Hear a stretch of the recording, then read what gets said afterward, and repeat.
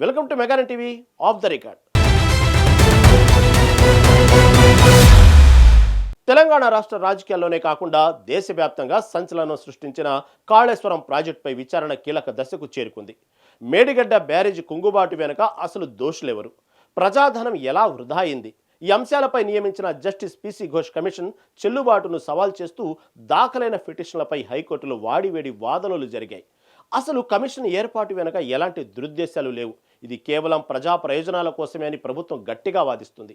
ఈ కేసుకు సంబంధించి హైకోర్టులో అడ్వకేట్ జనరల్ వినిపించిన కీలక వాదనలు, కాగ్ నివేదికలోని షాకింగ్ అంశాలు ఏంటో తెలుసుకోవాలంటే మాత్రం లెట్స్ వాచ్.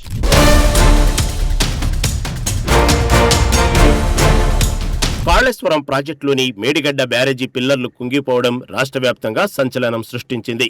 కేవలం మేడిగడ్డ మాత్రమే కాదు, అన్నారం, సుందిళ్ల బ్యారేజీల భద్రతపై కూడా ఆందోళనలు వ్యక్తమయ్యాయి.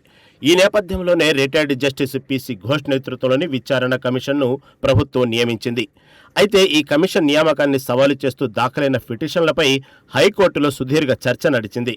ప్రభుత్వం తన కౌంటర్లో మేడిగడ్డ వైఫల్యం వల్ల ప్రజల్లో కలిగిన ఆందోళనను, ఆర్థిక నష్టాన్ని ప్రధానంగా ప్రస్తావించింది.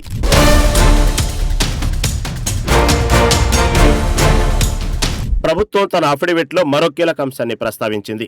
ముందస్తు ప్రణాళికతోనో లేదా ఎవరి ప్రతిష్టనో దెబ్బతీయాలని తాము ఈ నిర్ణయం తీసుకోలేదు, పారదర్శకత కోసమే సుప్రీంకోర్టు మాజీ న్యాయమూర్తిని నియమించినట్లు స్పష్టం చేసింది.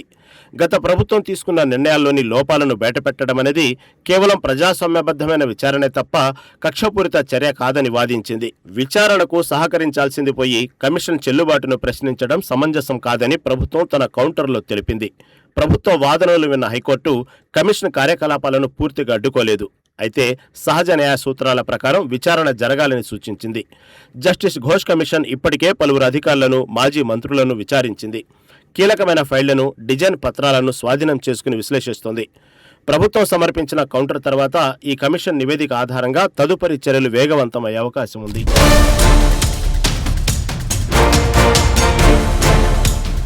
మేడిగడ్డ కుంగిపోయిన నేపథ్యంలో ప్రజా ప్రయోజనాల్లో భాగంగానే కమిషన్ నియామకం జరిగిందని తెలిపింది.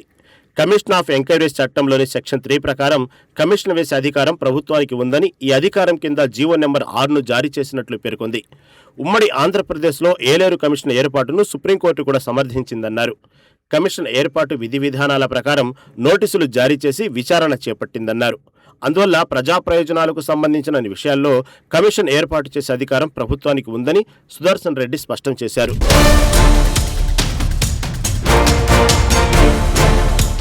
మేడిగడ్డ కుంగిపోయిన నేపథ్యంలో ఎన్డీఎస్ఏ పరిశీలించి నివేదిక సమర్పించిందని, ఇందులో బ్యారేజీ నిర్మాణంలో సరైన డిజైన్ లేదని, నిర్వహణలో లోపాలు, నిర్లక్ష్యం ఉందని నివేదికిచ్చిందని ప్రభుత్వం వాదించింది. కాగ్ నివేదికలతో పాటు ప్రభుత్వ రికార్డుల ఆధారంగానే ప్రజాధనం వృధా, అధికార దుర్వినియోగం జరిగిందని విచారణ నిమిత్తం కమిషన్ ఏర్పాటు చేసినట్లు సుదర్శన్ రెడ్డి తెలిపారు. ప్రాణహిత చేవెళ్ల పథకాన్ని పునరాకృతితో చేపట్టిన కాళేశ్వరం ప్రాజెక్టు పెట్టుబడి గిట్టుబాటు కాదని కాగ్ తగ నివేదికల్లో వెల్లడించిందని ఏజీ ధర్మాసనం దృష్టికి తీసుకొచ్చారు.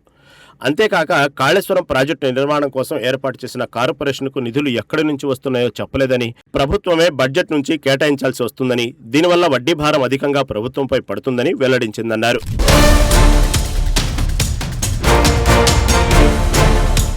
కాళేశ్వరం ప్రాజెక్టు అంచనాలు తలకిందులయ్యాయి. ఒకప్పుడు లాభదాయకంగా కనిపిస్తుందని భావించిన ఈ ప్రాజెక్టు ఇప్పుడు రాష్ట్ర ఖజానాకు గుదిబండలా మారిందని కాగ్ నివేదిక స్పష్టం చేస్తుంది.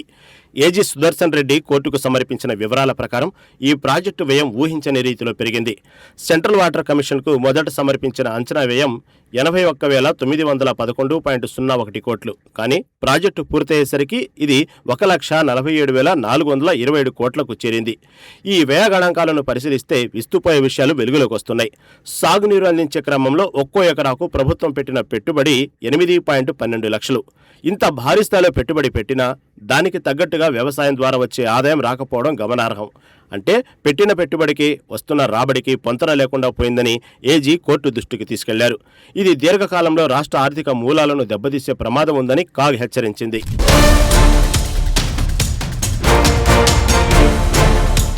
కేవలం నిర్మాణ వ్యయం మాత్రమే కాదు, నిర్వహణ ఖర్చు కూడా రాష్ట్ర ప్రభుత్వంపై పెనుభారంగా మారింది. ఈ ప్రాజెక్టు నీటిని ఎత్తిపోయడానికి ఏటా అదనంగా 5,643 మిలియన్ యూనిట్ల విద్యుత్ అవసరం అవుతుంది. దీనివల్ల ప్రతి ఏటా కోట్లాది రూపాయల విద్యుత్ ఛార్జీలు చెల్లించాల్సి వస్తుంది.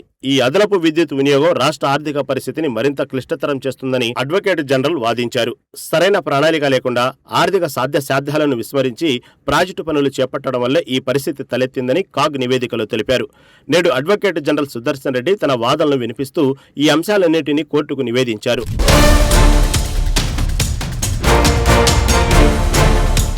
హైకోర్టులో సుదీర్ఘంగా జరిగిన ఈ విచారణ ఇంకా పూర్తి కాలేదు. అడ్వకేట్ జనరల్ వాదనలు విన్న ధర్మాసనం తదుపరి విచారణను ఈ నెల 5వ తేదీకి వాయిదా వేసింది.